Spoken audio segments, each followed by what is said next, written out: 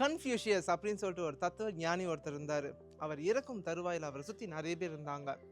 இவர் அவங்ககிட்டலாம் கேட்குறாரு, என்னுடைய வாயில் என்ன இருக்கா அப்படின்னு சொல்லிட்டு. அதுக்கு அவங்க வந்து சொல்கிறாங்க, உங்களுடைய வாயில் வெறும் நாக்கு மட்டும்தான் இருக்கா அப்படின்னு சொல்லிட்டு.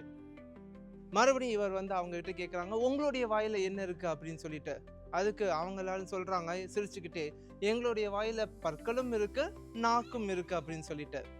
அதுக்கடுத்து கடைசியில் அவர் வந்து சொல்கிறாரு, இந்த வலிமையான பற்கள் வந்து பிறக்கும்போது இல்லையே, பிறக்கும்போது மென்மையான நாக்கு மட்டும்தான் இருக்குது, அதே மாதிரி கடைசி நேரத்துலையும் அந்த மென்மையான நாக்கு மட்டும்தான் இருக்கும் அப்படின்னு சொல்லிட்டு. அந்த பற்கள் எல்லாமே கீழே விழுந்துரும் அப்படின்னு சொல்லிட்டு அவர் சொல்கிறாரு.